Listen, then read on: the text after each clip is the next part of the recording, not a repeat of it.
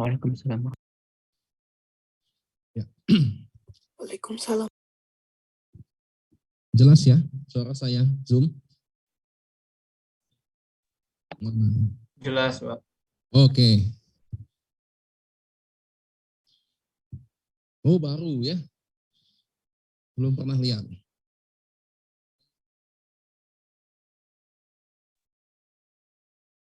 Alpha beta masuk sini ya? Nah, kasihan. Oke, saya ucapkan selamat datang di Blok 3. Mungkin Anda baru minggu ini offline ya. Kemarin online kan? Mungkin nggak jelas ya? Kalau di sana itu. Agak redup-redup ya? Nah, itu dia memang masalahnya. Ya. Ya, karena saya tahu ada masalah tersebut, maka minggu kemarin kan saya bilang, materi saya itu ada di e-learning. Akseslah di situ. Itu Anda bisa ulang. Karena ya begini, saya mengakui kok. Yang di sini ini pasti sayup-sayup. Kalau alfa sama beta enak. Banyak kemarin mereka dapat ya. Karena dikit ya. Yang kasihan yang rombongan ketiga nanti. Itu dapat masa apa itu? Masih ada IT-nya enggak itu? Enggak ada kan? Masih dapat dikit jadilah ya daripada enggak dapat sama sekali ya. Mohon maaf saya terlambat karena macet.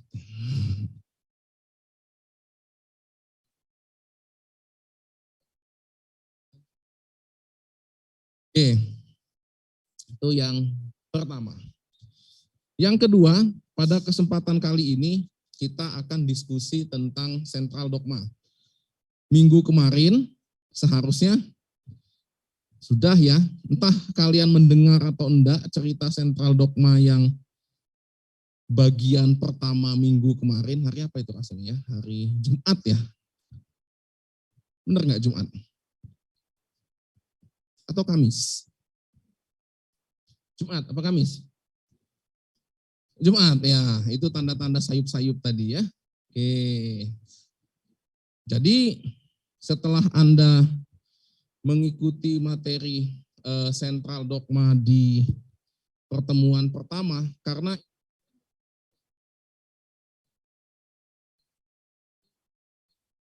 beda kromosom, DNA, dan gen. Ya, saya mau nanya itu dulu, karena kita mau melanjut ke part 2 yang itu harus clear dulu. Itu enggak clear ya sudah. Ingat ya, saya bilang blok 3 ini adalah blok dasar, di sini adalah konsep. Kalau Anda nggak ngerti di blok ini, maka ketidakngertian Anda itu akan Anda bawa terus ke atas. Sampai blok selanjutnya. Ya jadi sih dokter jadi-jadi aja, kalau cuma sekedar jadi dokter ya jadi. Tapi kalian ngobati dengan benar atau enggak itu yang nggak tahu. Ya, ngobati benar atau enggak itu enggak tahu. Akhirnya apa? Ya udah tebak-tebak. Ya, jadi itu. Jadi pentingnya itu di sini. Kemarin saya sudah tunjukkan, entah kalian mendengar atau enggak, bagaimana urgensinya blok ini bisa menjelaskan aneka cerita penyakit nanti di blok selanjutnya. Ya, jadi itu. Apalagi ini, kromosom, DNA, gen itu adalah inti masalah. Seluruh problem masalah bermula dari situ juga. Oke, jadi itu. Dengar nggak kemarin kromosom, DNA, gen? Nah,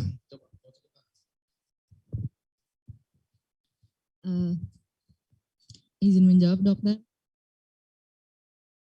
Adalah bentuk daripada kromatin yang telah mengalami kondensasi hanya dijumpai saat sel mau melakukan pembelahan. Terus kalau DNA itu belum tentu gen, dan kalau gen itu pasti DNA. Di DNA itu penyusun kromosom tadi adalah DNA. Di DNA ada titik-titik penting yang berisi informasi penting, itu yang disebut gen. oke, terima kasih. Siapa namanya? Sisa.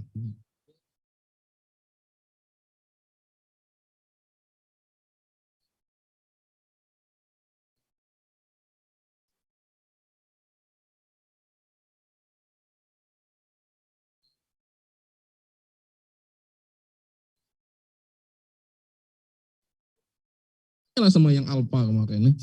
Coba Apa dah? kromosom, DNA sama gen. Bedanya apa?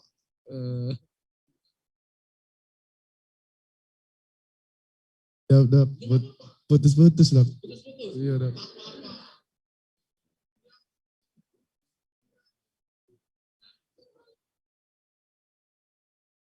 Akbar dap. M. Hafiz Akbar. Hafiz ya? Iya. Kita panggil Hafiz. Silakan, Hafiz. Iya dap. Silakan. Ceritakan. Saya. Sekarang Hafiz adalah dosen.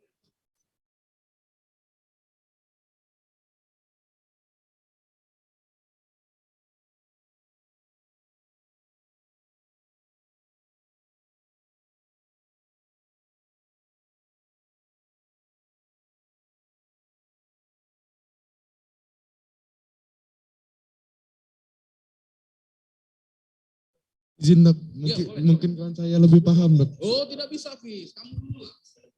Iya. Ini siapa namanya? Ari.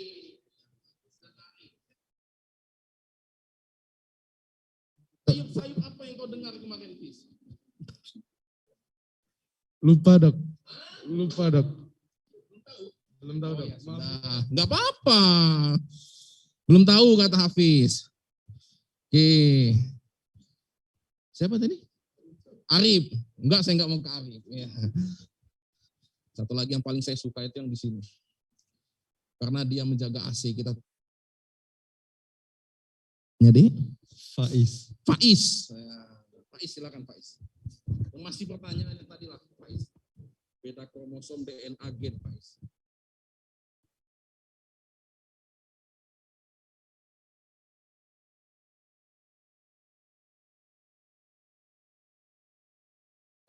Jadi gen itu suatu tremen DNA yang terekspresikan menghasilkan produk fungsional Berat ya.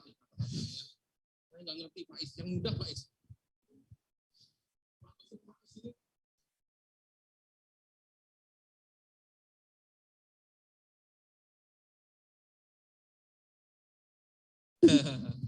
Ayo Faiz. Ya udahlah, terserah lah. Apalah yang kau. Cuman bahasa mudahnya bagaimana?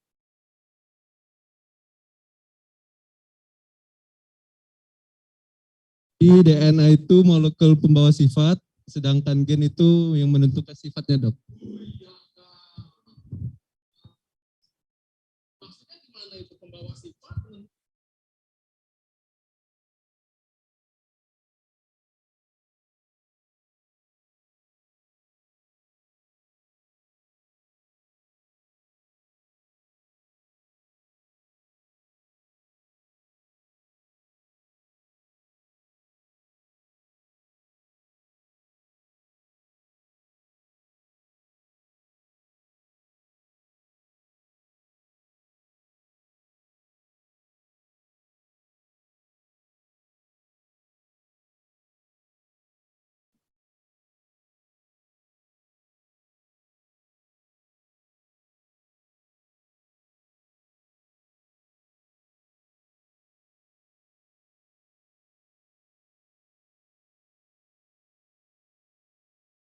Hah? Oh ya, Faiz. Ayo. Apa? Siapa? Hah? Feral ya. Coba Fer. Kenapa? Yang sama masih. Ya, oke. Kromosom DNA.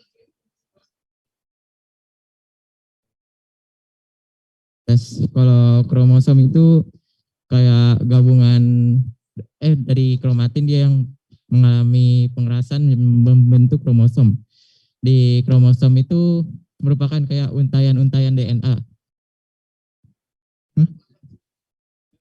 Huh? Oh. Apaan? Apa tadi jadi kromosom itu? Kromosom itu kayak berisi untayan-untayan DNA. Terus?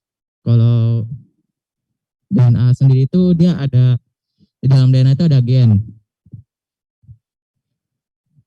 DNA itu yang kayak terdiri dari 3 itu ada gula pentosa berupa deoksiribosa, ada basa nitrogen, sama satu lagi fosfat. Kalau itu kayak materi genetiknya, jadi kayak bentuk khususnya gitu dari.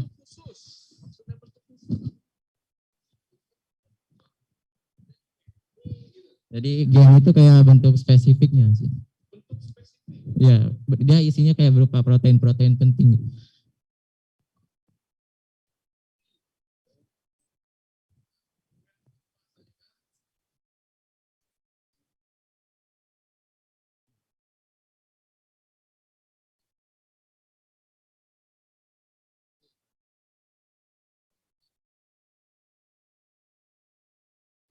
Silakan. Masuklah. Silakan pilih tempat duduk. Nggak ada, di depan terpaksa. Gamma, delta. Gamma sini, itu masih banyak. Ngapain mau di belakang? Oh nggak apa-apa. Sama, saya juga terlambat tadi. Iya, masuklah. Nggak boleh ya. Masa kalau dosen terlambat nggak apa-apa. Mahasiswa terlambat kena marah. Janganlah ya. Nggak sama kok, kita terlambat juga. Ya, sama. Nah, dia tarik napas dulu ya. Macet ya? Ya, sama. Dari pelaju. Izudin Demang. Oh, lebih kuat yang ini, Kak. Nah, saya ulang ya. Untuk yang alfa sama beta itu sudah fasih mereka. Kromosom, DNA, sama gen. Bahasa mudahnya begini, adik-adik sekalian.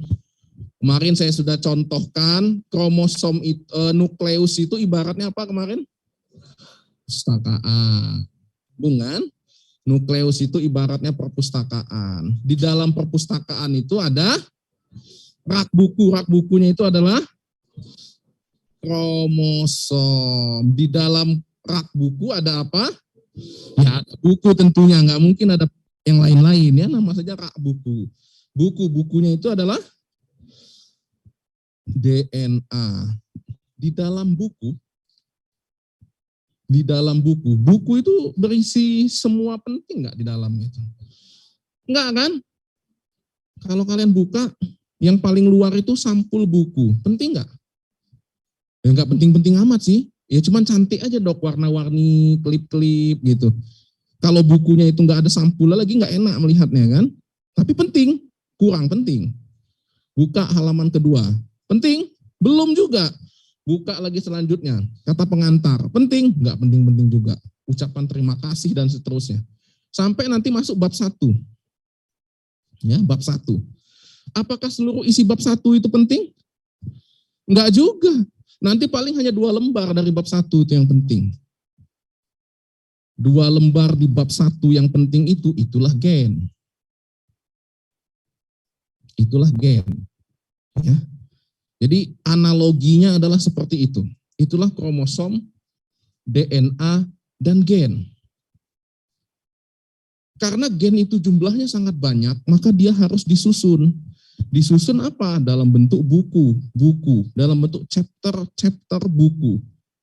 Karena gen itu mengatur banyak hal, maka kan nggak mungkin dong dia diberantakin begitu saja. Dikelompokkan dalam bentuk rak buku, dalam bentuk kromosom. Dalam bentuk kromosom dikelompokkan. Jadi misalnya rak buku yang satu isinya nanti cerita tentang anatomi, rak buku kedua tentang fisiologi, tentang embriologi dan seterusnya. Jadi dia dikelompokkan. Ya, dikelompokkan. Itu konsep kromosom, DNA, dan gen. Nah, lantas sekarang apa isinya gen itu? Gen itu apa isinya? Kalian sering bilang, ya gen itu adalah pembawa sifat, dok. Sifat siapa? Sifat siapa yang dibawa? Ya, sifat yang diturunkan, dok. Oh, maka kemarin saya singgung kan. Jadi kalau kalian malas, ya berarti itu adalah sifat yang diturunkan dari orang tua kalian ke kalian. Dengan kata lain kalian mau bilang orang tua kalian malas gitu. Enggak demikian. Apakah seperti itu yang dimaksud? Itukah isinya gen? Bukan. Jadi gen itu isinya apa? Hah? Apa isinya gen? Yang kalian pahami. Apa jadi isinya gen itu? Jadi gen itu apa sesungguhnya? Gen itu apa? Tadi kata si Fer tadi namamu ya? Feralt, ya Fer lah saya panggil. Ya. Kata si Fer tadi, isinya itu adalah protein. Benarkah isinya protein? Gen itu. Contoh, kita kembali lagi ke buku. Buku itu isinya apa, Dek? Yang utama, huruf kan? Huruf dan angka itu isinya buku itu kan? Nggak percaya buka buku. Pasti huruf dan angka, itulah penyusunnya buku. Itulah DNA. DNA itu terdiri dari huruf dan angka, persis. Dalam hal ini terdiri dari basa nitrogen yang ada 4 itu, masih ingat? ATGC, kemudian dia ada backbone-nya, ada gulanya dalam bentuk ribosa atau deoksiribosa dan ada fosfat. Kurang lebih begitu, sama seperti buku. Ada huruf, angka, kan itu intinya. Maka bagian yang kita bilang tadi, bagian terpenting dari bab 1, yang tadi kita bilang adalah gen tadi, itu isinya apa? Masih huruf dan angka enggak kalau di buku itu? Kalau buku, misalnya tadi saya bilang, kita sekarang ceritanya di buku, enggak usah jelimet-jelimet. Bebaskan pikiran Anda dari kata-kata textbook, kata-kata slide yang terlalu jelimet itu. Enggak ngerti enggak kamu dengan pernyataan itu? Kayak pernyataan si Faiz di belakang tadi, berat sekali itu pernyataannya itu. Ngerti? Enggak ngerti pasti. Akhirnya apa? Cuman menghafal. Itu enggak jadi. Karena kalau kalian cuma jadi penghafal, maka kalian hanya menjadi seperti penganut agama pada umumnya. Wah, surat Al-Fatihah hafal. Surat ini hafal. Diamalkan enggak, karena enggak paham isinya apa. Itu ya. Jadi seperti itu. Jadi kalian, oke, silakan hafalkan yang ada di buku-buku itu, pernyataan yang aneh-aneh, tapi tolong pahami. What is? Apa artinya? Nih, makanya saya berikan analogi mudah. Balik tadi ke buku. Buku tadi kan tersusun atas huruf dan angka. Benar enggak?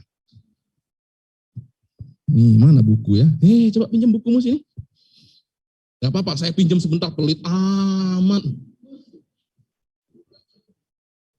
Jangan dok.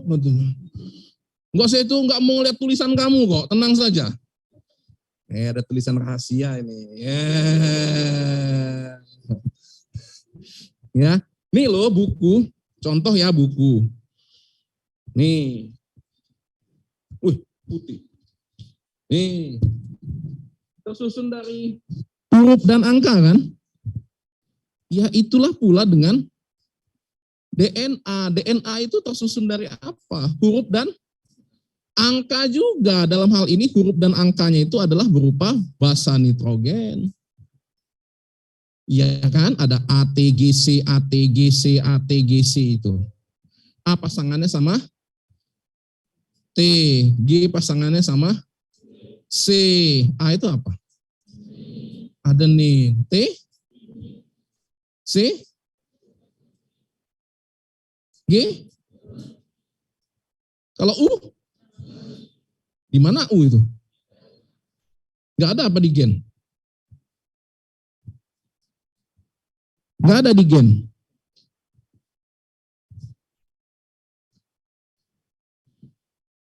Nih ya, jadi kurang lebih seperti itulah DNA.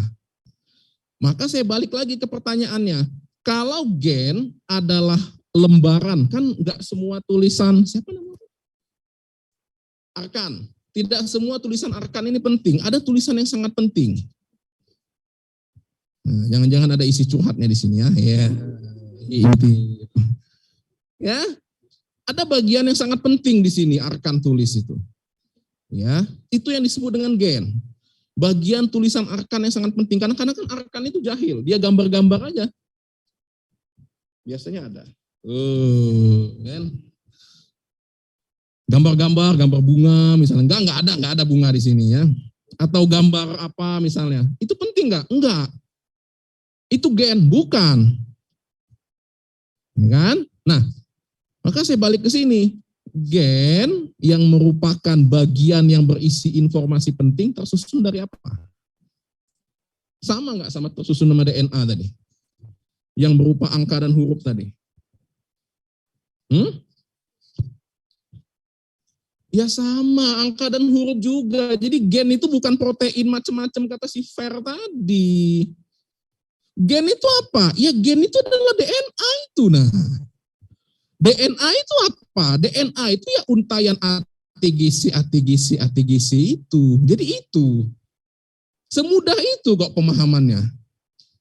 Jadi gen itu bukan protein macam-macam yang kalian pikirkan itu.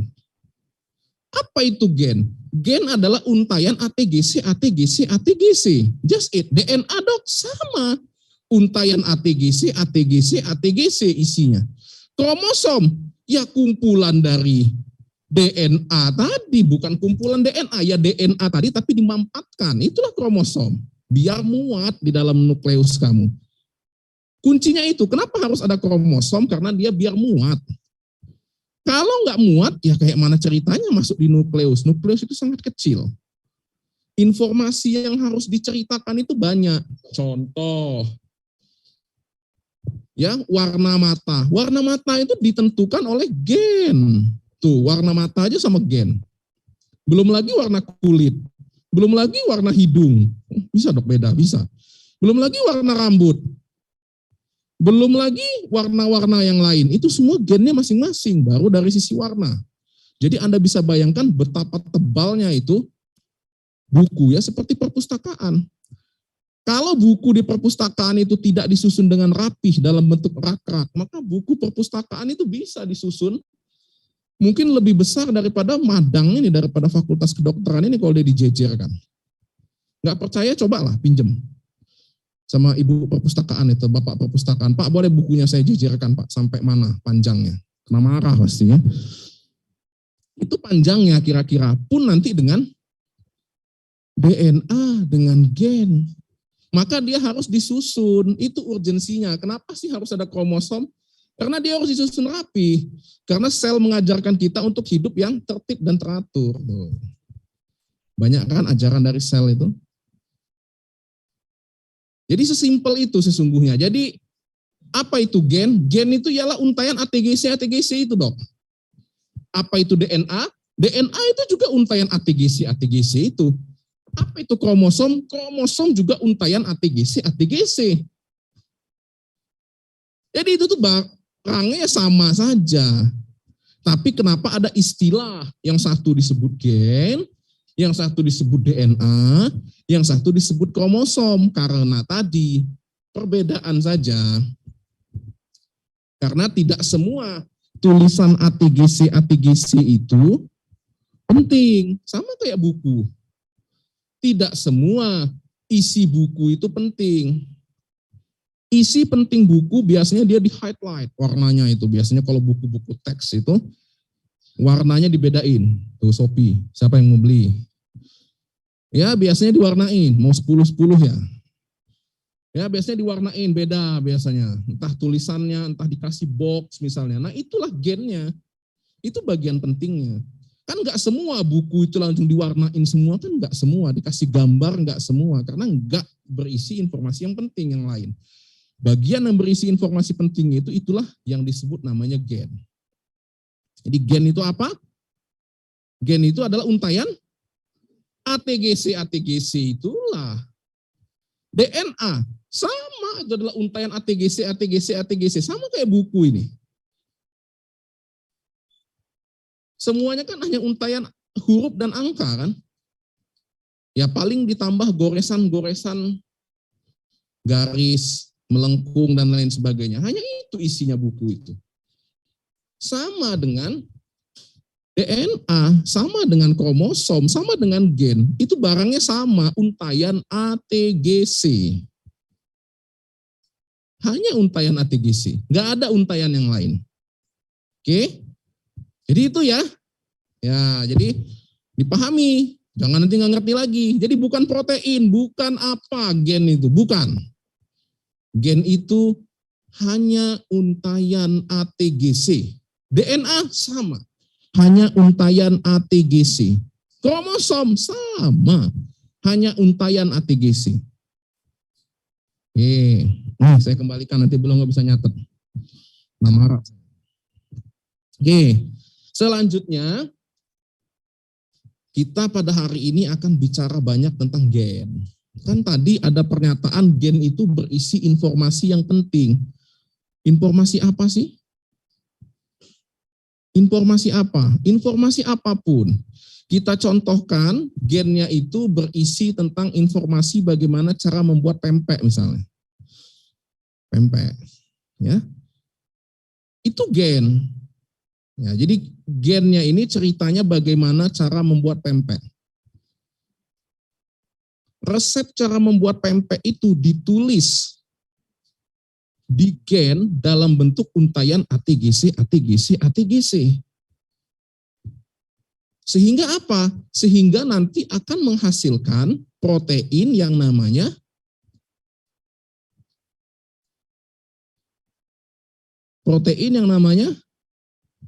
protein pempek. Ya ampun. Jangan berpikirnya berat-berat lah. Kalian ini terlalu serius ya. Tidak seperti alfa dan beta kemarin. Kali ini terlalu serius. Ya. Bebaskan pikiranmu. Jangan terlalu berat-berat mikirnya ya. Nanti cepat tua. Jangan berat-berat.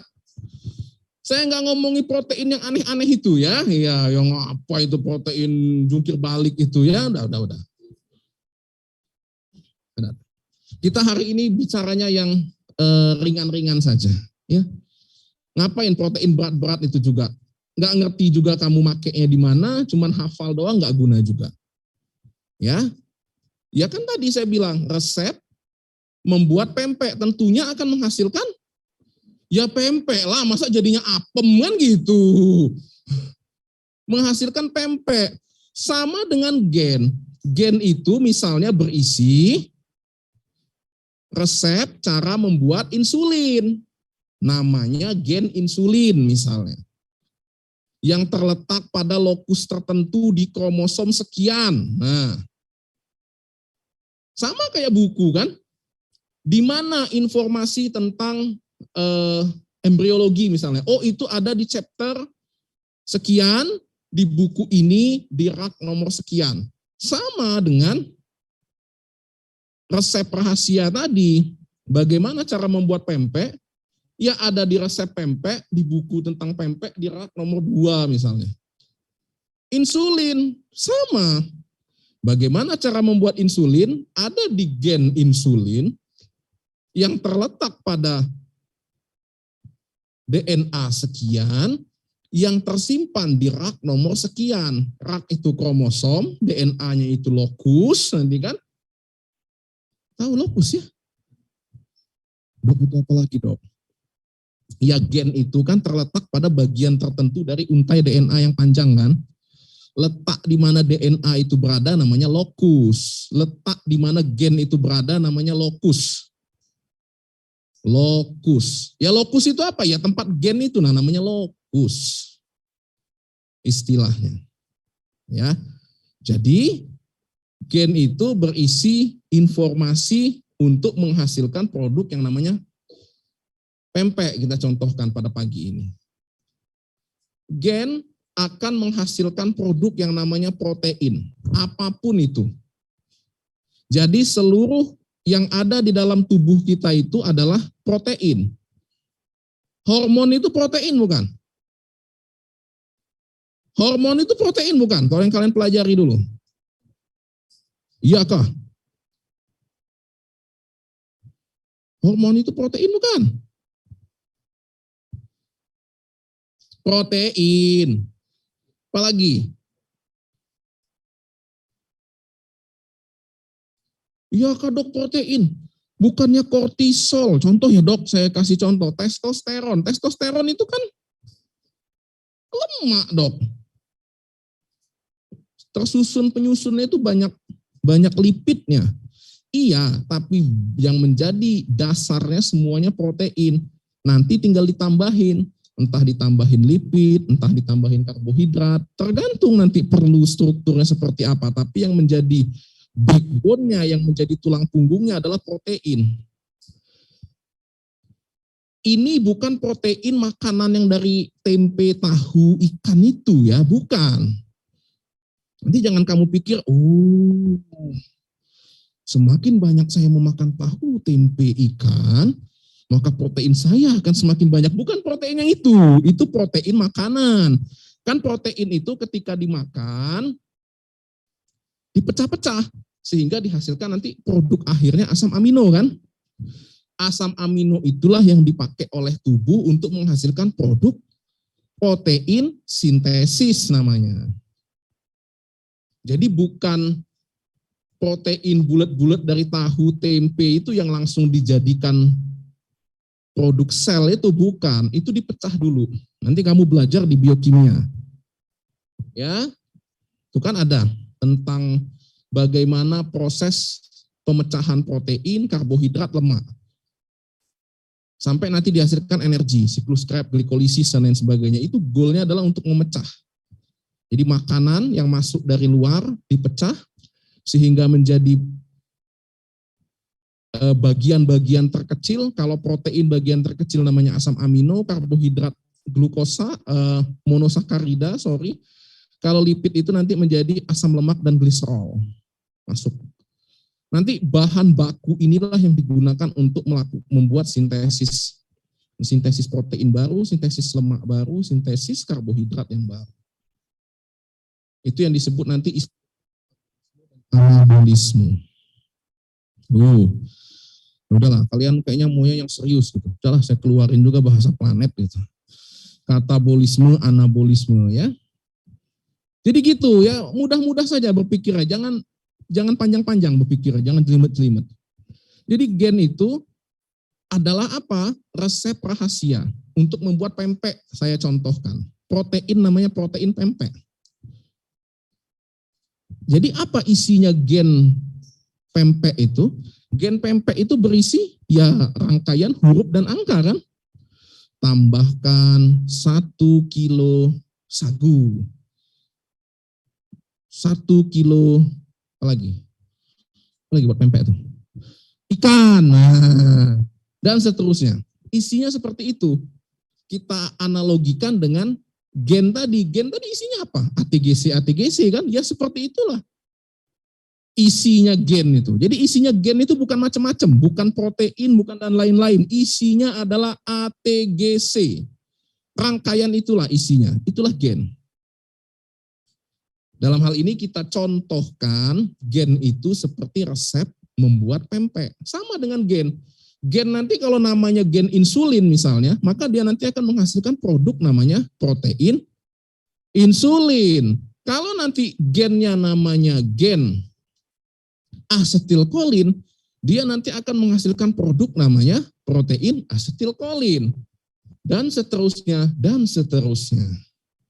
Jadi seperti itu runut-runut ceritanya.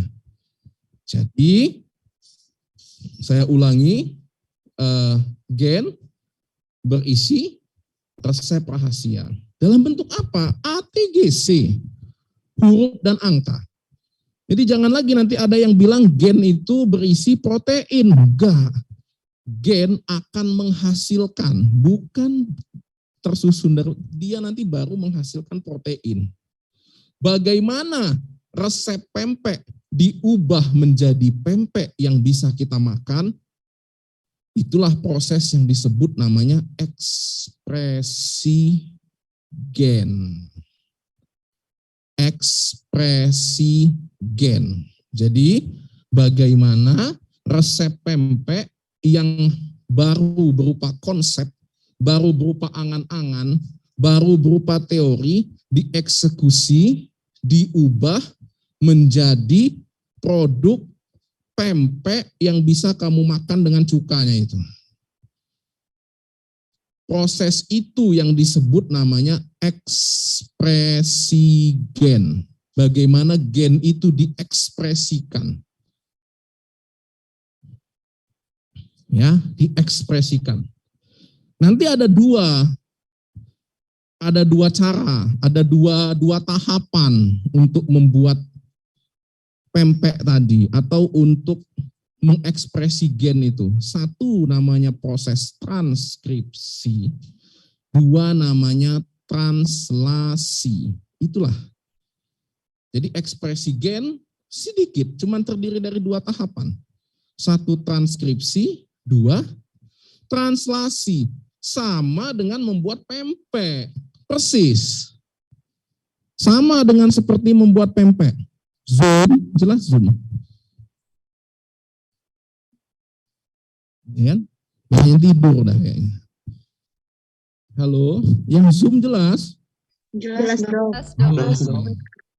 Jelas, Dok. Emang banyak godaan kalau zoom itu ya. Pempek, enak juga kalau ada pempek. Kita order. Biar datang pempek.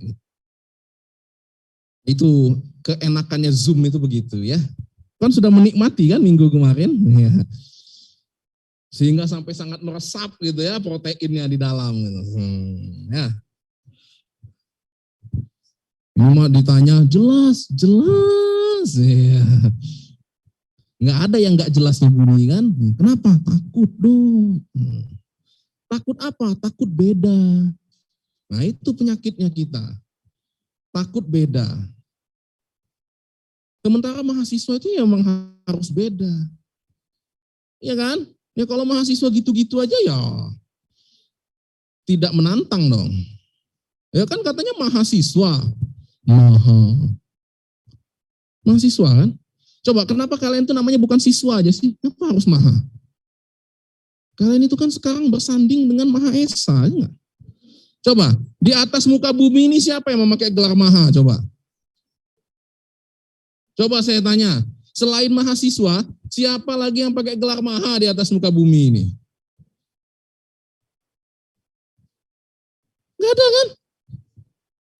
Cuman Maha Esa, nah lo.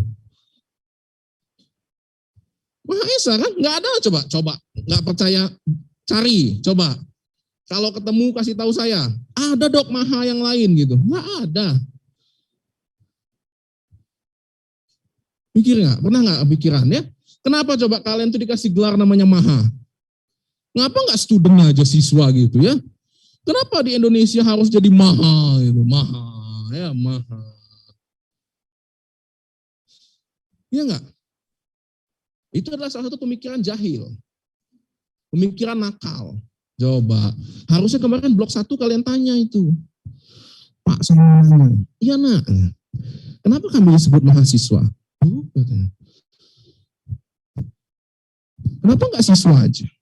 Gak ada kan yang nanya gitu? Nggak ada. Dari tahun ke tahun pasti nggak ada yang nanya. Dokter nggak ngasih tahu sih. Ya kan? Ngapa coba namanya mahasiswa? Ngapa nggak siswa aja? Sama aja kok, sama-sama belajar kan? Karena ada bedanya. Kalau siswa, dia cuma mendengarkan bapak dan ibu guru menjelaskan, nak ke kanan, nak ke kiri, bunyi bel, tet, keluar istirahat, tet, masuk lagi, tet, pulang, itu siswa. Kalau mahasiswa, enggak begitu. Enggak ada dosen yang nyuruh, nak baca buku, enggak ada. Dia cuma datang, masuk, ya kamu perhatilah dosen-dosen itu, masuk, ngoceh dia nggak tahu, nggak peduli, yang penting tugas saya selesai. Ngerti enggak? Wallahu alam, serah kamu katanya. Nah itu. Makanya kami sebutannya bukan guru, tapi dosen. Karena kami tidak wajib membuat kamu paham. Enggak. Buset dok, iya. Jadi wajar dong dok saya nggak paham omongan dosen. Oh. Karena memang dosen itu bukan untuk membuat kalian paham. Itulah kenapa namanya dosen. Kalau dia membuat kalian paham, namanya guru aja. Sama aja kok. Karena memang dosen tidak diwajibkan membuat Anda paham, bahkan diwajibkan membuat Anda bingung. Makanya slide-nya aneh-aneh semua kan. Udah slide-nya sampai 70, 80, 100, kertas koran dipindahkan ke situ, bahasanya pun nggak ngerti, masih mending saya baca koran dok daripada membaca slide PPT itu. Benar itu adalah curahan hati kami dok yang terdalam. Yang kami malu ungkapkan ke dosen kalau ketahuan. Tahulah saya, karena saya juga pernah jadi mahasiswa. Jadi tahulah ungkapan hati kalian itu. Cuma saya perlu sampaikan, memang tidak tugas dosen untuk membuat kalian paham. Gitu.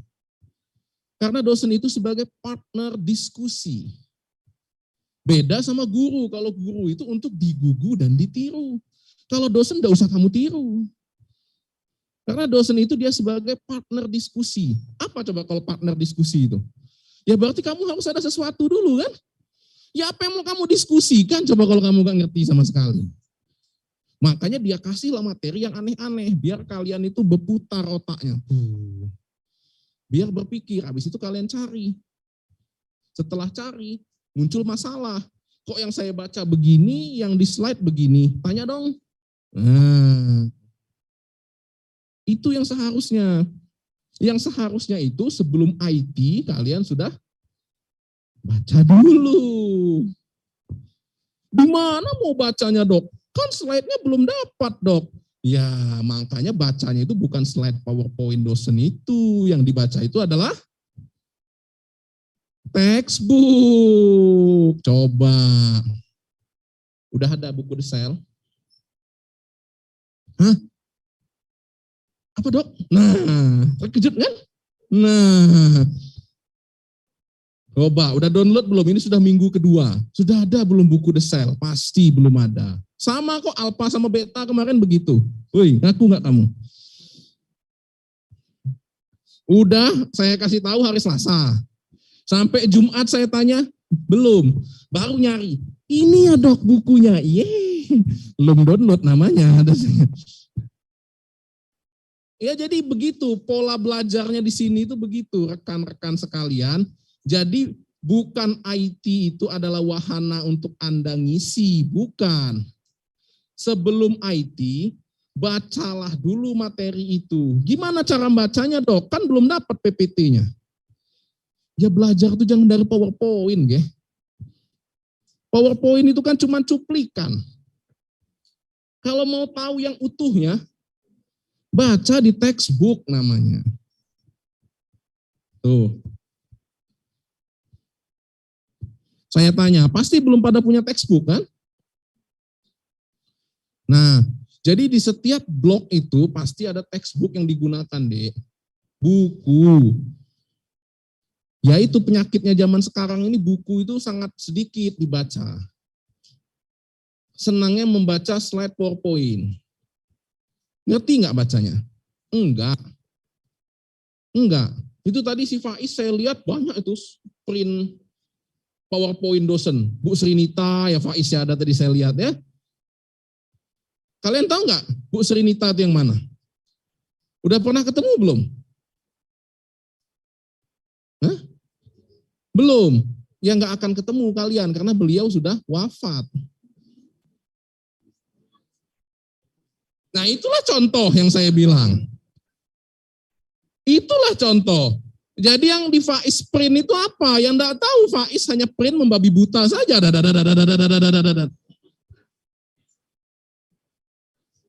Dapat materi entah dari kakak tingkat. Nih dek, pokoknya ini materi blok 3. Iya zaman dia dulu masih ada yang bersangkutan. Lah zaman kamu ya kagak ada lagi. Ini kapan ibu ini masuk? Nggak masuk. Ya sampai blokmu selesai juga nggak akan masuk gitu. Itu contoh ya. Contoh.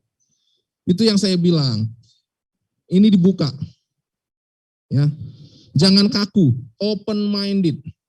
Itulah kenapa nama kalian itu mahasiswa, bukan siswa. Kalau enggak paham, lakukanlah segala macam daya dan upaya, terserah kamu mau jungkir balik, mau terbang, mau terjun, mau apa, terserah, sehingga jadi paham. Don't care, nggak peduli gimana caranya kamu paham. Kami nggak peduli, pokoknya nanti ujian kan gitu. Ujian tidak bisa jawab, ya nggak lulus kan, simple. Kalau nggak lulus terus dok, ya tidak ada belas kasihan dok, enggak. Sianlah dok, sudah tua, enggak. Nah, tidak ada belas kasihan dek. Ya, biarpun saya sangat baik, tapi kalau lagi ujian saya menjadi sangat garang. Makanya saya malas mengawas ujian, karena pasti banyak yang saya keluarkan. Ya, karena saya tahu seluruh trik mahasiswa.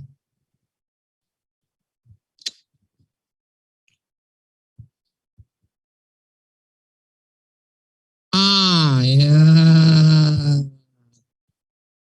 Oh, nomor 1 A ya. Nah, udah. Oh, 1 A ya. Hah? Keluar. Kalau zaman dulu waktu saya masih dosen muda dulu saya senang. Emang sekarang udah dosen tua dok? Iya, udah senior ya. Senang dulu ngawasi mahasiswa, enak jahilinya gitu, usir, keluar, nggak lulus. Sekarang saya sudah capek. Udahlah nanti daripada kamu nggak lulus semua, saya nggak usah. Tapi soal dokter ada. Ya dok, ya.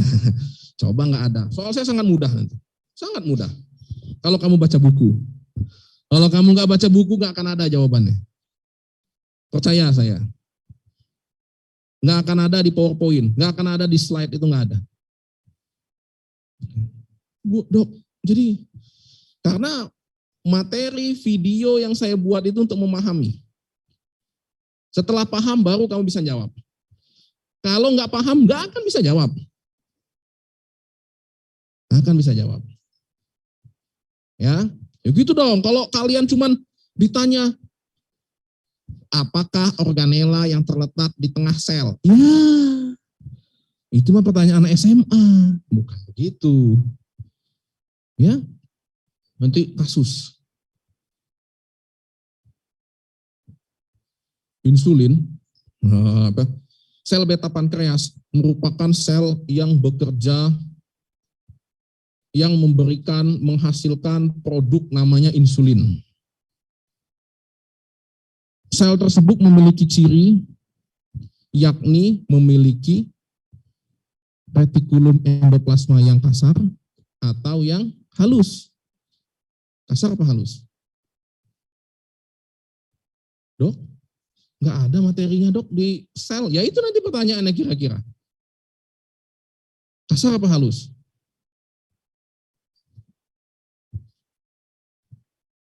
Ayo. Nih. Tenang. Kalau kalian nanti membaca materi saya akan ngerti. Ya tapi dibaca. Tidak cukup dibaca, dipahami. Lanjut ya. Lanjut. Sampai mana tadi? Tentang transkripsi dan translasi. Oke. Dek, jam berapa, Dek? Jam 9. Saya sampai 9.10. Oke. Jadi kan tadi resep pempek tersimpan di perpustakaan ya. Tersimpan di perpustakaan, di rak tertentu, di buku tertentu. Kira-kira buku dari perpustakaan itu boleh dipinjem enggak, Dek? Boleh dibawa pulang enggak? Tuh, tergantung bukunya ya. Bukunya kenapa? Tergantung kenapa? Rajin ke perpustakaan. Nah, kalau yang begini boleh. Karena bukunya jelek dan murah. Udahlah, nggak usah panjang-panjang ngomong sama saya, itu to the point ya. Nggak bisa dok, karena harus begini. Intinya aja. Kalau bukunya jelek, murah, nggak boleh pinjam kan? Iya dok, itu maksud saya. Kalau bukunya yang bagus, mahal, kata beliau tadi kan. Sebenarnya beliau tuh mau ngomong, dok kalau yang jelek nggak boleh, kalau yang jelek dipinjemin. Kalau yang bagus nggak boleh. Nah pertanyaan saya, gen itu sesuatu yang berharga bukan? Seperti atlas atau seperti buku ini gen itu di dalam nukleus itu? Seperti atlas, Boleh nggak dipinjam? Nggak akan boleh. Kena marah kamu sama nukleus. Sama yang di nukleus kena marah. Nggak boleh. Pak, pinjam dulu Pak, saya mau buat pempek Pak. Buku pempeknya pinjam dulu. Nggak boleh katanya. Jadi kalau nggak boleh dipinjam, gimana caranya? Kamu mau mendapatkan informasi dari buku di perpustakaan itu? Di copy, di fotokopi. Fotokopi? Di foto ya. Kan kalau zaman saya sekolah dulu, pinjam di fotokopi. Nggak boleh juga, kena marah. Rusak semua itu jilitan buku kalau di fotokopi. Benar? Aduh, mikir lagi. Diapain ya? Kalau kami dulu, ya HP-nya belum kayak gini deh. HP-nya masih, kalian mah enggak ketemu lagi ya. Nokia itu loh. Yang besar yang untuk nimpuk anjing mati anjingnya itu. Yo, tapi Nokia yang zaman dulu tuh hebatnya begitu deh. Nimpuk anjing bisa benjol anjingnya. Coba kalau sekarang HP kalian yang itu, timpuk ke anjing. Boro-boro anjingnya luka. Apaan ini katanya? Malah anjingnya main game di situ. Bedanya ya. Ini kalau zaman saya sekolah dulu nggak bisa main foto. Enak kalau kalian sekarang. Kalau kami dulu harus bawa kertas sama pensil. Masuk ke dalam perpustakaan. Cari bukunya. Salin.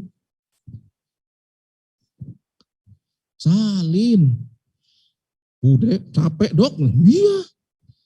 Salin. Habis itu lipat.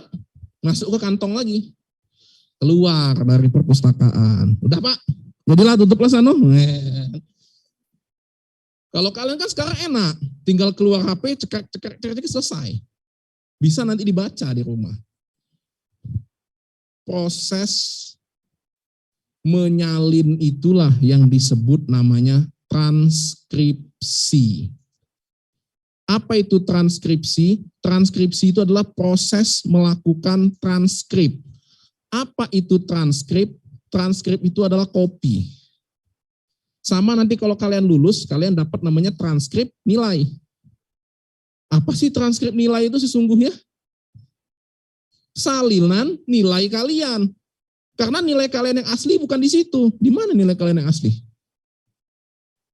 Di kertas ujian.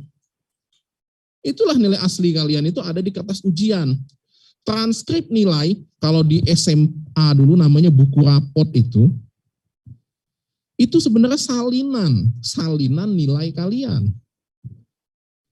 Ya, maka namanya nanti kalau sudah di perguruan tinggi namanya transkrip.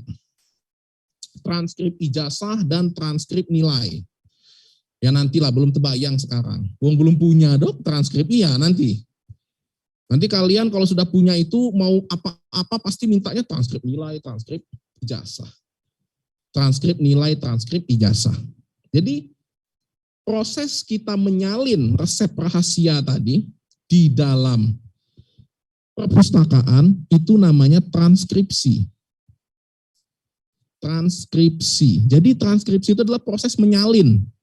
Menyalin apa? Menyalin resep rahasia. Kertas atau kamera yang kamu gunakan untuk memfoto itu yang disebut namanya mRNA, messenger RNA. Media yang digunakan untuk menyalin itu namanya mRNA. M-nya itu messenger, RNA-nya itu ya RNA. Gitulah analogi gampang dan mudahnya. Ya, dia salin. Misalnya di resepnya itu kodenya itu misalnya AGC misalnya. Disalin sama mRNA. A jadi kawannya? A jadi? U apa T? T harusnya. Tapi RNA itu cedal ya. Dia nggak bisa ngomong T. Dia taunya U. Jadi padahal T yang benar itu. Tapi karena RNA itu dia nggak bisa ngomong T, dia ngomongnya maka jadi U. Itu bedanya. Jadi bedanya DNA dan RNA, DNA itu fasih, bisa ngomong T. Kalau RNA nggak bisa ngomong T, alias U. Ya. Jadi di sel juga menunjukkan kepada Anda ada populasi normal dan ada populasi tidak normal kan. Di mana DNA dan RNA harus saling menghormati. Kalau DNA ngeje RNA, ya sudah, aku dak galak nyalin ya salina dewe gitu. Nah lu, nggak bisa kacau. Ya, jadi media yang digunakan untuk menyalin tadi, kalau saya tadi pakai kertas dan pensil kan, saya tulis. Kalau kalian kan pakai HP dipoto, cekik. Nah, itu yang namanya transkripsi. Media yang digunakan untuk menyalin namanya mRNA. Bedanya RNA sama DNA, RNA nggak bisa ngomong T, DNA bisa ngomong T. Ya udah, nggak dihafal kan? Jadi kalau nanti ujian ditanya apa beda DNA dan RNA, ya udah. Satu bisa ngomong T, satu nggak bisa ngomong T. Dua, satu D, satu R. D itu deoksi. Oh, berarti gulanya deoksiribosa. Yang satu lagi R, berarti ribosa, nggak ada deoksinya. Dua, udah dapat bedanya. Perlu dihafal? Enggak, hanya cukup melototi dan memahami. Jadi medical itu, biologi itu bukan sesuatu yang perlu dihafal. Salah besar kalian kalau menganggap biologi itu adalah hafalan. Karena dulu kalian ingatnya biologi itu hafalan sehingga pada benci dengan biologi. Tiba-tiba masuknya ke fakultas kedokteran gitu, apa boleh buat biologi semua isinya. Kimianya cuma sedikit ya. Kimia itu paling ya di blok 2 kimia itu. Nanti paling ke blok biokimia ada kimia-kimia dikit. Terakhir nanti blok farmakologi. Hanya itu kimianya. Sisanya biologi semua. Prinsip dalam biologi nggak usah dihafal, dipahami. Contoh, kalian deh, ini ada berapa ini? Siapa namanya, Dek? Siapa? Salsa. Namamu di ujung? Siapa? Kenal sama Salsa? Kenal? Yang benar. Takut dok, ya enggak, itu saya mau menunjukkan kadang-kadang kalian di ruangan ini pun enggak saling kenal. Nama aja enggak hafal saya. Kalian pun begitu mungkin, enggak hafal. Tapi nanti kalau sering berinteraksi lama-lama hafal enggak? Hafal, itulah biologi. Kalau kalian pelototi, ya langkah banyaknya nama yang mau dihafal ini. Enggak usah dihafal, sering saja berinteraksi, maka nanti hafal sendiri. Ya, nanti hafal sendiri. Sering aja interaksi. Yang tadi itu yang saya bilang asetilkolin, muskarinik, nikotinik, apa itu dok, dopamin, serotonin, kortisol, wah. Itu adalah benda-benda aneh yang nanti akan kalian hadapi beberapa blok ke depan. Kalau kalian rajin berinteraksi dengan mereka, hafal di luar kepala. Ya, di luar kepala di buku kan? Nggak ada di sini, di luar kepala ya. Gitu ya. Udah, jadi jangan terlalu serius ya. Belajar itu nyantai. Karena kalau kalian sudah terlalu serius, bawaannya takut. Kalau takut, kortisol kalian itu naik, deh. Kortisol. Dok, benda apa itu dok? Nanti. Kortisol itu adalah hormon yang dihasilkan ketika kamu stres. Kalau kortisolmu itu naik, maka tubuhmu itu akan melakukan metabolisme lebih banyak. Metabolisme itu apa? Ngabisi apa yang kamu makan. Akhirnya kamu bawaannya apa? Capek. Satu. Yang kedua bawaannya ngantuk. Oh, itu dia alasannya. Tuh ya.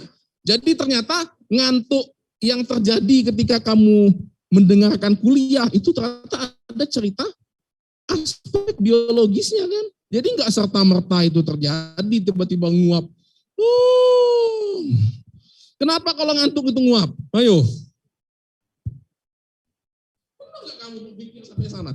Kenapa kalau ngantuk bawaannya nguap?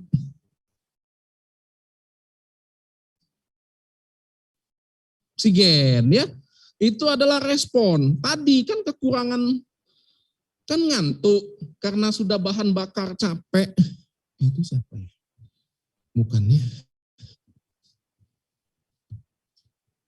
Itu mau masuk ke kalian bukan ya? Entah ya. Udah masuk semua kan?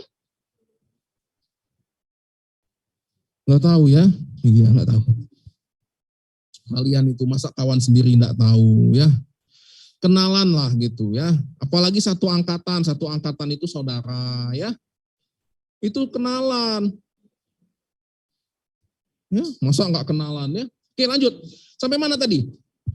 Karena capek, bahan bakar di dalam sudah habis, maka tubuh membutuhkan oksigen sebagai bahan bakar baru. Sehingga dia memerintahkan, otak memerintahkan menguap.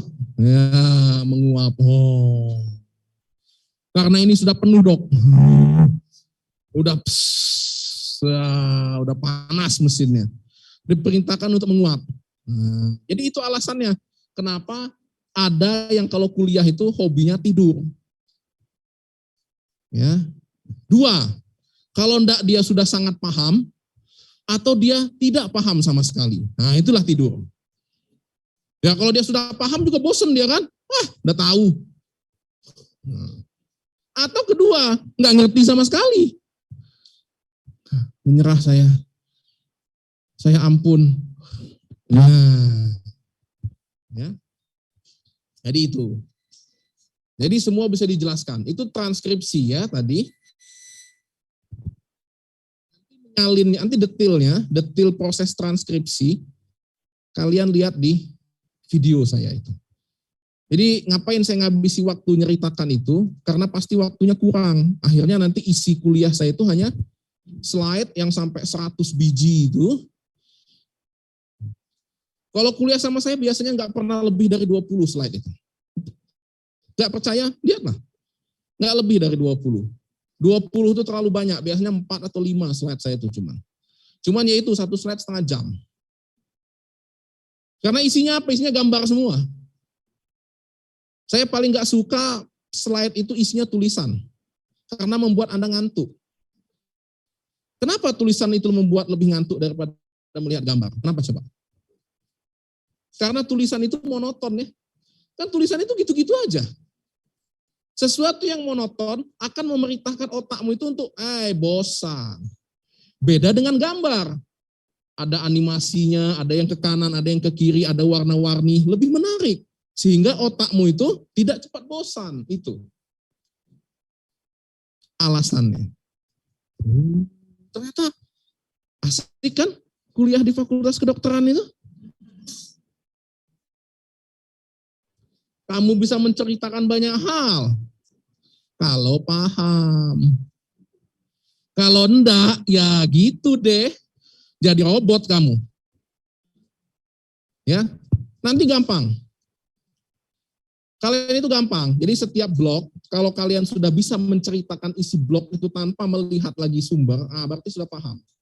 Contoh, kalau nanti masuk blok sistem digestif, sistem pencernaan.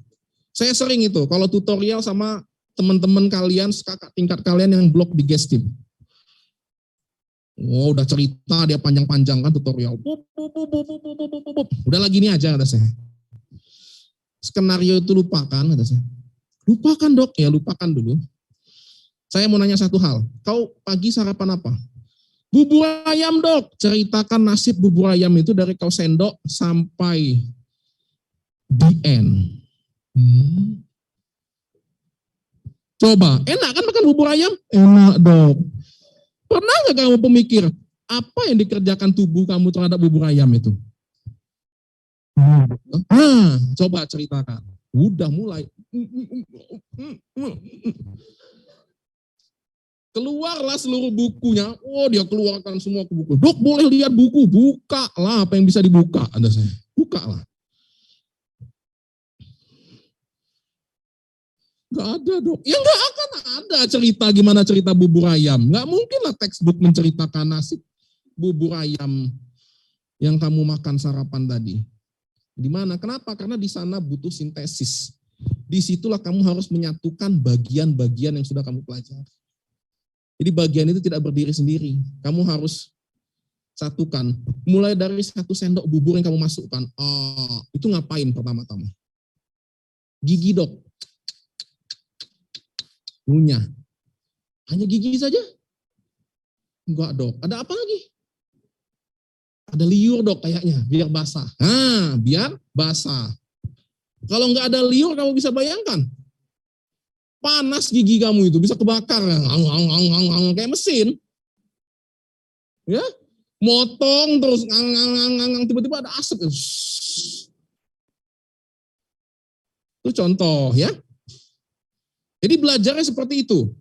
Kalau belajarnya begitu, dipastikan Anda akan menjadi dokter yang hebat. Gunanya apa nanti? Gunanya ketika kamu ada pasien, bisa menjelaskan. Ya, bisa menjelaskan sama pasien, ini pasien masalahnya apa, problemnya apa. Yang banyak terjadi itu dokter nggak mau ngomong. Ya mungkin 2 hal sih, dia terlalu sibuk atau dia nggak ngerti apa-apa. Taunya ya kalau hamil ya udah dibelek deh, belek keluarin bayinya sudah. Hanya itu. Kalau itu namanya tukang. Enggak, apa beda tukang sama arsitek?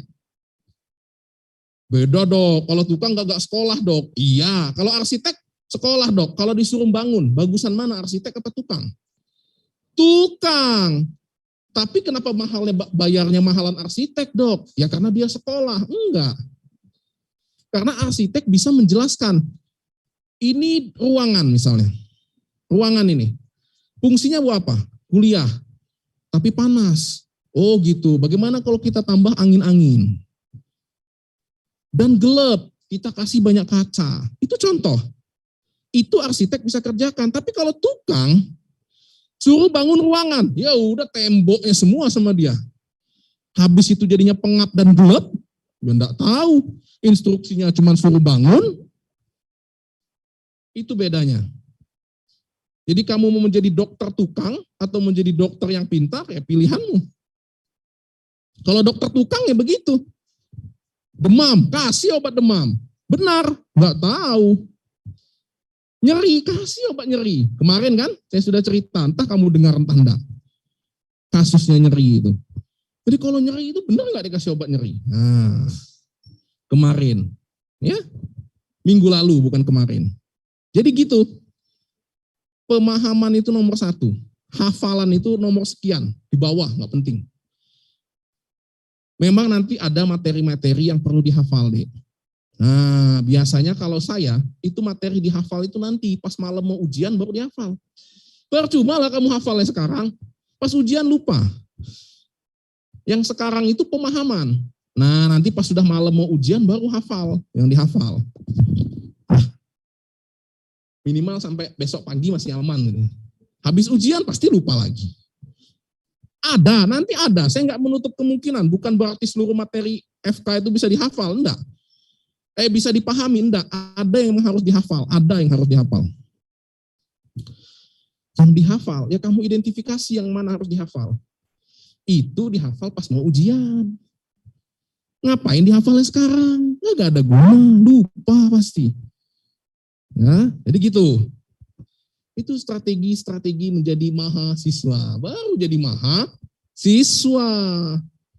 Ya kalau cuma jadi yang biasa-biasa jadi siswa, nggak jadi mahal. Ya, balik. Ini kok sampai ke sana tuh gimana ceritanya? mRNA tadi ya, transkripsi.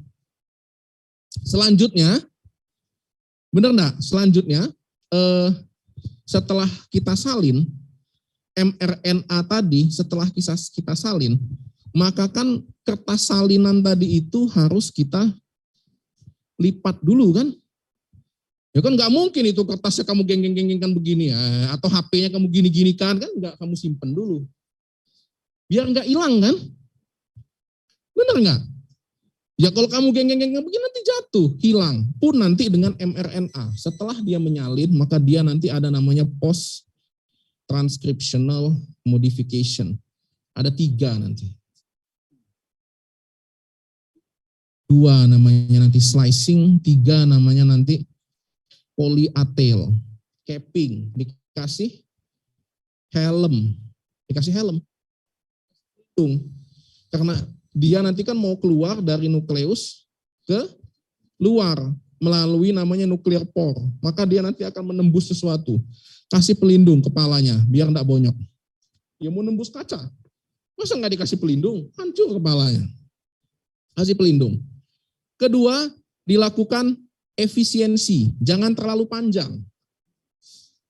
mRNA itu jangan terlalu panjang. Makanya dilakukan efisiensi. Ada intron dan ekstron. Intron dibuang, ekstron dimampatkan. Ada intron dan ada ekstron. Intron itu I depannya. Hilang. Soalnya nggak susah. Sehingga nggak akan lupa. Yang hilang itu intron apa ekstron ya? Intron. Kenapa? Intron itu depannya I. Ngapu? Hilang itu. Maka intron yang hilang, ekstron tetap. Jadi intron dihilangkan semua, ekstron dimampatkan. Selesai, terakhir baru ditambah poliatel namanya. Ditambah buntut A di belakang. Baru dia keluar. Keluar kemana? Dia keluar akan menuju ke, kayak kamu deh, sudah bawa tadi resep rahasia buat pempek tadi, seharusnya kamu kemana? Di perpustakaan itulah. Enggak lah, pulang. Masa kamu buat pempek di perpustakaan itu? Kenapa marah sama bapak perpustakaan itu? Pulang kemana? Ke dapur. Dapurnya di mana? Di rumah. Nah, benar, dapurnya di rumah. Masa kamu masak di madang sini gitu kan? Pulanglah ke rumah, masak di rumah. Nah, kalau di sel dapurnya itu di mana? Ribosom. Di ribosom itulah kamu mewujudkan cita-citamu untuk membuat pempek dengan resep yang sudah kamu dapatkan. Proses itu namanya translasi. Jadi translasi itu adalah proses mewujudkan mimpi. Dari mimpi menjadi kenyataan. Ya kayak kalian, mimpi menjadi dokter. Ya sekarang kamu lakukan translasi. Mimpimu itu ubah jadi kenyataan dengan pertama-tama masuk ke sini. Iya kan? Itu proses yang panjang nanti. Setelah masuk ke sini kamu akan menghadapi siksaan yang luar biasa lahir dan batin gitu kan. Pun nanti pada saat proses translasi akan banyak siksaan lahir dan batin yang terjadi di sana. Untuk mewujudkan pempek. Sama kamu masak pempek. Memang sesemut itu kah? Belum tercucuk duri ikan, luka, terpotong pisau, berdarah, kena panci panas, lenyes kulit yang kena sudah di skincare tadi itu kan. Banyak masalahnya. Pun ketika kamu translasi di sini akan banyak masalah. Menyerah. Ya kalau kamu menyerah ya nggak jadilah pempeknya. Kalau kamu menyerah di sini ya nggak jadi kamu dokter. Kalau tetap pempeknya mau enak dan kalau tetap mau menjadi dokter yang hebat, ya dihadapi masalah. Itu ya. Proses itu namanya translasi. Terjadi di mana? Di ribosom. Di ribosom. Nanti ribosom itu ada yang bebas dan ada yang melekat di retikulum endoplasma. Makanya nanti ada istilah SMUT. SMUT RE, SMUT retikulum endoplasma, dan nanti ada istilah RAF, retikulum endoplasma. Retikulum endoplasma halus dan retikulum endoplasma kasar. Halus karena nggak ada ribosom di situ. Kasar karena banyak ribosom di situ. Ya, banyak ribosom di situ. Kapan ribosom itu melekat di retikulum endoplasma dan kapan ribosom itu tidak melekat di retikulum endoplasma? Ribosom itu kan bebas sebenarnya. Kapan dia harus melekat ke RE dan kapan dia tidak seharusnya melekat di RE? Tergantung. Tergantung apa, Dok? Tergantung pempek yang mau kamu buat ini tadi, mau kamu jual apa mau kamu makan sendiri.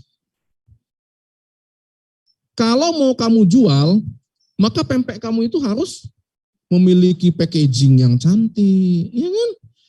Memiliki kemudian dipasarkan melalui marketplace. Terus kalau ada yang beli harus dikirim, kan begitu. Itu kalau mau dijual. Tapi kalau mau dimakan sendiri, langsung dari pancinya itu cucuk, masuk mulut.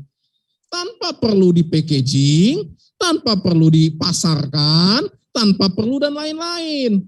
Itulah analoginya seperti itu. Kalau protein itu mau dikirim keluar sel, maka ribosom tidak perlu, kalau mau dikirim keluar sel, ribosom harus melekat di RE. Karena RE itu adalah organela yang berfungsi untuk membuat packaging. Bahasa mudahnya itu. Itulah RE. Jadi kayak pempekmu tadi, kalau pempekmu itu mau dijual, maka itu harus diwadahin kan? Di packaging. Di mana proses mewadahi dan mempackagingnya itu? Di retikulum endoplasma. Sehingga kalau sel mau menghasilkan sesuatu yang dikirim keluar, maka ribosomnya akan banyak menempel di RE. Beda kalau sel tersebut menghasilkan pempek hanya untuk dia makan sendiri. Enggak perlulah di packaging, seperti saya bilang tadi, dari dalam pancinya cucuk langsung cuka masuk mulut kan. Enggak perlu dia melekat di RE, jadi ribosomnya bebas saja, enggak perlu melekat, karena nanti akan menghasilkan protein yang langsung digunakan oleh sel sendiri. Beda kalau itu mau dikirim keluar, maka dia perlu di packagingkan, diwadahi. Di mana mewadahinya? Di retikulum endoplasma. Itulah fungsi retikulum endoplasma. Baca di buku kan pening. Sortasi protein, sortasi protein. Itu gampangnya, mempackaging. Kemudian setelah di packaging,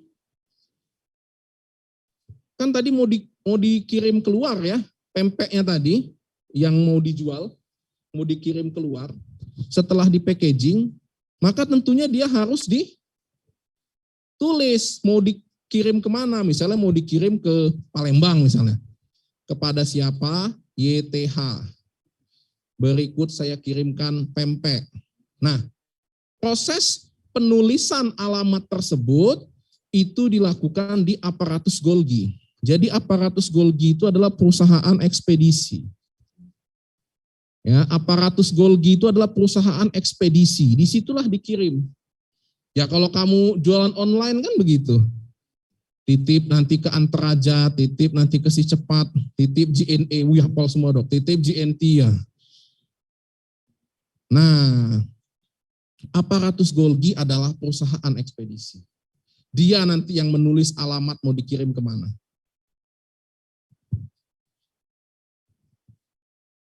Bulan ya? Apa saya yang salah dengar? Alarm apa? Oh, iya. Oke, gitu ya. Jadi aparatus Golgi itu dia untuk menulis alamat.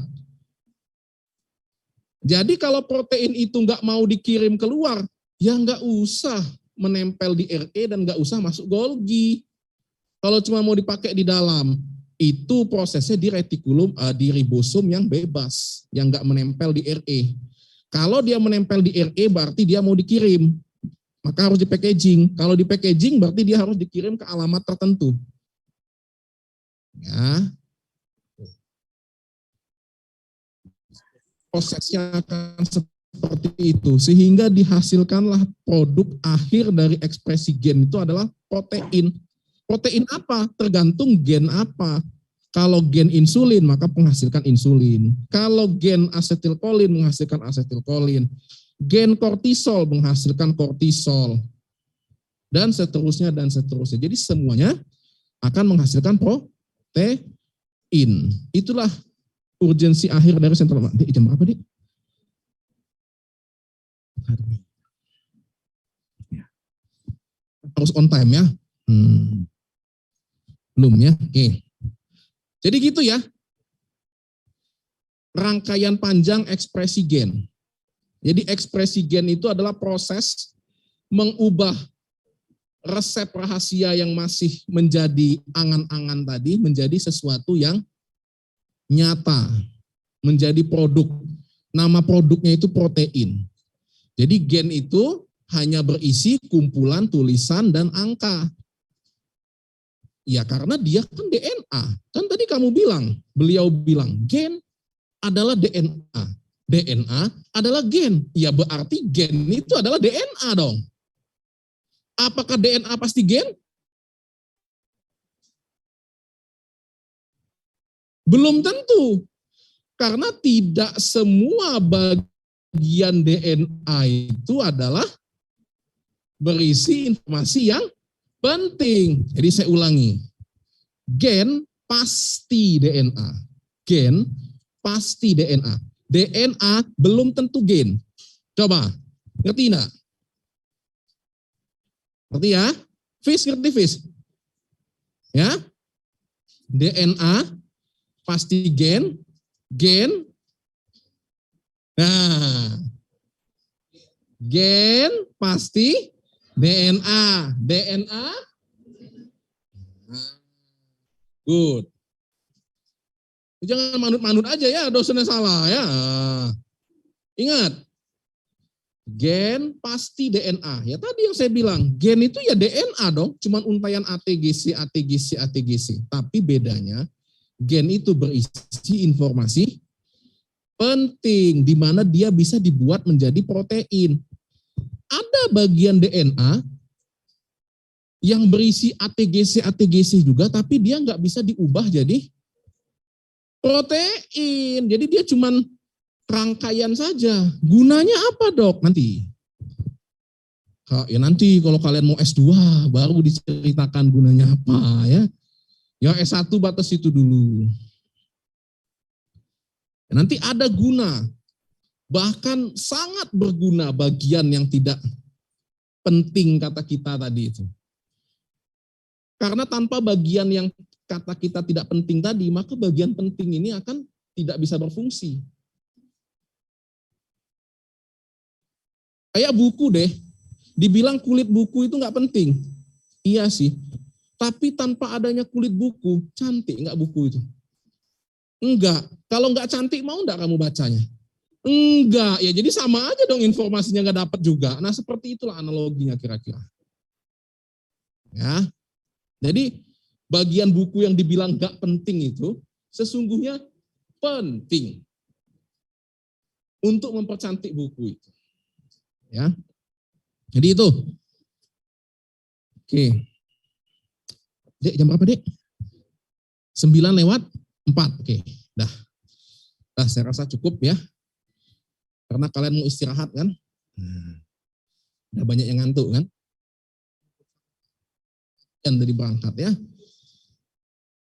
Nanti istirahat, nanti 9:20 masuk lagi sama Bu Rara ya. Ya. Jadi sebagai informasi ya Dek, memang di biologi itu cuman tinggal 4 dosennya. Jadi kalau ada yang lain-lain namanya itu ya tadi. Biologi itu tinggal 4, tinggal saya, Dr. Ziske, Bu Rara sama Septi, tinggal 4. Kalau Bu Triwani sudah pensiun, Pak Joko juga pensiun, Bu Lucy sudah pensiun, kalau Bu Srinita sudah meninggal. Ya, tuh, jadi tinggal berempat. Makanya kami itu kayak maraton. Kalau minggu kemarin deh kamu lihat, dari Selasa sampai Jumat kan, temu saya terus. Minggu ini baru agak longgar. Bisa bernapas. Kalau nggak salah minggu ini apa minggu depan nanti ada dosen tamu. Ya minggu ini ya? Ya, dosen tamu. Praktisi mengajar. Tahu praktisi mengajar?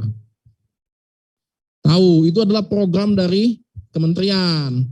Jadi kan biar kalian itu dipaparkan dengan dunia kerja cepat-cepat gitu kan, biar nggak jadi pengangguran lah gitu kira-kira ya. Maka didatangkanlah gitu praktisi yang sudah bekerja. Karena kan katanya kita ini kuliah ini kan teori semua ya. Nggak ada prakteknya gitu. Ya mungkin benar, itu buat yang non-medical. Kalau yang medical gimana mau teori semua yang kita pelajari ilmu semua ya. Nah makanya ada praktisi mengajar. Jadi biar kalian tuh terpapar dengan dunia kerja, biar nanti siap kerja. Ya karena dokter juga nanti banyak yang jadi pengangguran juga banyak. Dok, kok anu banget dok, vulgar sekali benar. Kalau zaman dulu iya, dokter itu pasti kerja. Kalau sekarang enggak. Dokter itu banyak pengangguran. Kenapa? Karena dokter sudah banyak. Sudah banyak dong. Contoh, kalau zaman saya dulu seangkatan tuh cuma 90 orang. Kalian sekarang seangkatan berapa? Berapa kali lipat dari zaman saya tuh? 3 kali lipat hampir. Dan zaman saya dulu FK-nya sesumbaksel loh. Sesumbaksel FK itu cuman ada Unsri sama Malahayati di Lampung. Sesumbaksel itu. Nah kalau kalian sekarang jangankan se-Sumatera bagian selatan, di Sumsel aja udah ada berapa FK? FK seberang Ilir sama FK seberang Ulu. Muhammadiyah Laju seberang Ulu kan? Itu FK seberang Ulu. Kalian kan seberang Ilir, ya FK seberang Ilir. Udah ada 2 FK-nya. Belum UIN itu kan sudah ada FK. UIN. Ini mau buka, Siti Hodijah mau buka FK. Musi Caritas mau buka FK, udah siap-siap. UIGM yang merupakan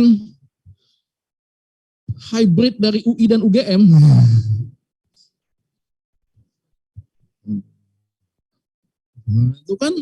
Itu keren loh. Di universitas terkeren di Indonesia itu UIGM. Dia adalah kombinasi UI dan UGM. Itu mau buka FK juga. Ada berapa FK dong?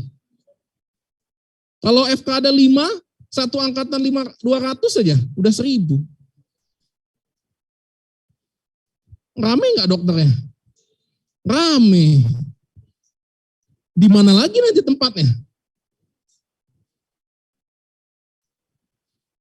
Ya, Dok, tapi saya baca di koran katanya dokter itu kurang dok, kurang bener. Di pelosok Indonesia sana, kurang. Pertanyaannya sekarang, mau nggak kamu ke pelosok Indonesia? Papua mau? Nggak mau. Saya juga nggak mau. Maka saya jadi dosen. Karena saya nggak mau ke daerah. Kawan saya dulu kan begitu. Wos, ke Papua. Iya 2 minggu pertama senang di Papua melihat Raja Ampat. Postingan hari pertama, wah bahagia, indah. Sampai hari ke-14, saya liatin tuh postingannya. Begitu hari ke-15 hilang postingan. Sebulan hilang. Terakhir saya tanya, woi bro, masih kau di sana? Ayo berhenti lamat. Ngapa? Aku habis dikejar sama wong Papua pakai panah tenan.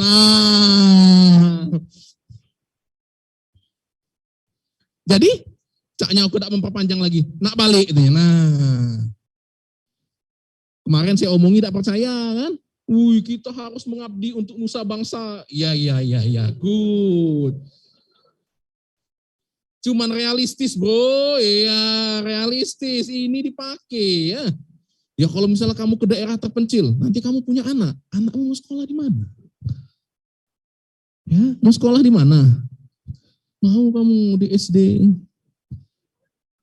SD kayak Laskar Pelangi gitu, mau? Tahu Laskar Pelangi? Oh ya tahu ya, sudah masanya. Ya jadi itu contoh berpikir realistis ya. Jadi benar kurangnya itu di pelosok sana. Cuman saya juga nggak mau ke pelosok, maka saya jadi dosen aja lah biar di kota. Itu strategi. Ya jadi kamu tuh tentukan kamu mau ngapain. Tapi memang ada deh orang-orang yang senang berpetualang. Dia senang ke daerah, ada. Semakin susah hidup, semakin senang dia. Ada. Nah, kalau orang-orangnya seperti itu, benar ya, ke daerah. Cuman kalau saya nggak cocok. Saya nggak lihat mall, pusing kepala gitu ya. Ini mana mallnya, lampu merah juga nggak ada, gitu, wah gawat. Ya, jadi gitu ya. Jadi kalian Saya pesankan begitu. Aturlah strategi. Ya kalau mau di kota ya cari dong apa yang bisa di kota. Nah itulah praktisi mengajar datang gitu ya. Untuk membuka mindsetmu bahwasanya tidak selamanya medical student itu menjadi dokter saja gitu. Banyak hal. Saya dokter, tapi saya tidak praktek lagi. Saya dokter, tapi saya tidak praktek. Dok, ininya dari mana dok? Ininya dari mana? Kalau nggak praktek lagi, ininya dari mana? Sekarang saya mau tanya sama kamu. Tegel kah kamu, tega kah kamu pasien sakit ya? Sakit. Udah sakit, sembuh juga enggak, dimintai duit pula. Tega enggak? Tega enggak? Tega dok, ya saya kayak mana dok kalau enggak berduit? Nah itu. Saya kadang-kadang sering enggak tegel begitu deh. Udah kan pasiennya, jadi berapa dok semuanya?